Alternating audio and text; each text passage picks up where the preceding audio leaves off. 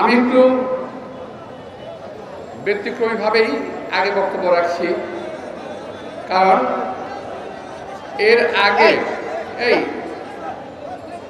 আগে একবার একটা মিটিং আমি এসেছিলাম এখানে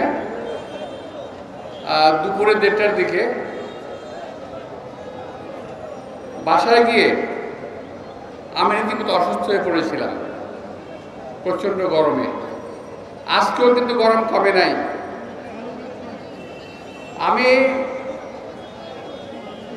ধন্যবাদ জানাচ্ছি আমার ডান দিকের এবং বাঁ দিকের যে ভাইয়েরা ধৈর্য ধরে বসে আছেন এতক্ষণ।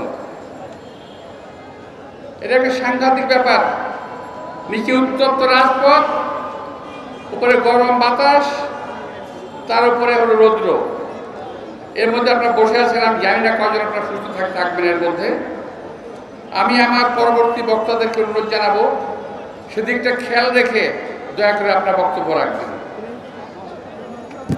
আমি আমার বলতে খারাপ লাগছে যে এতক্ষণ যাবৎ আমি এখানে এসেছি প্রায় 1 ঘন্টা, এখানে আমি আসি নাই, আমি ছায়া বসেছিলাম।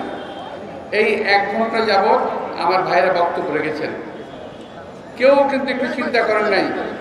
আমার শ্রমিক ভাইরা, আমাদের ক্যামেরাম্যান ভাইরা, আমাদের যারা নাকি নিউজ মিডিয়ার প্রিন্ট মিডিয়ার ভাইরা কষ্ট করছেন।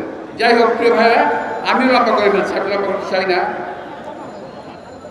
আজকে 2024-এর মে দিবসের প্রতিপাদ্য হচ্ছে শ্রমিক মালিক গর্ব দেশ, স্মার্ট হবে বাংলাদেশ। স্লোগানটা কিন্তু খুবই সুন্দর।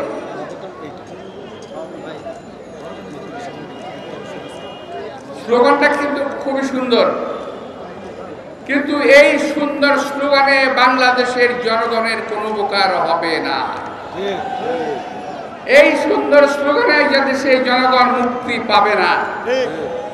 এই দেশের জনগণের মুক্তি, এই দেশের শ্রমিকের মুক্তি, এই দেশের রিক্সাওয়ালার মুক্তি, এই দেশের ঠেলাগাড়ির মুক্তি, এদের সকলের মুক্তি নিতে হচ্ছে এই অবৈধ সরকারের অপসারণের উপর। এই দেশের মানুষের মুক্তি নিহিত রয়েছে। অনেকেই বলতে পারেন বিএনপি পারে নাই, বিএনপি পারবে না, কিন্তু বিএনপি চেষ্টার কমতি করে নাই। এই সরকার অত্যাচার অন্যায়ভাবে আমাদের আন্দোলনকে নিষ্ঠুরভাবে দমন করার চেষ্টা করেছে, নিষ্ঠুরভাবে আন্দোলনকে দমন করেছে। আমাদের মন্ত্রী সাহেবরা বলেন যে জেলে কোনো রাজনৈতিক বন্দী নাই, কাউকে রাজনৈতিকভাবে গ্রেপ্তার করা হচ্ছে না, সবাই অপরাধী।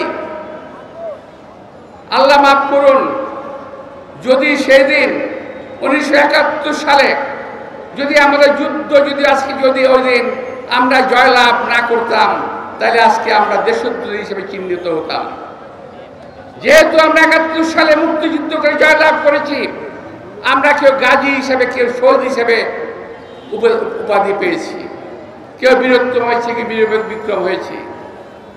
সেই দিন যদি আমাদের দলকে নিষ্পেষিত করা না হতো, যদি অত্যাচার করা না হতো, যদি বোমা টিয়ার সেল না মারা হতো, ইনশাআল্লাহ ওই দিন আমরা কিন্তু রাজপথে জয়ী ছিলাম।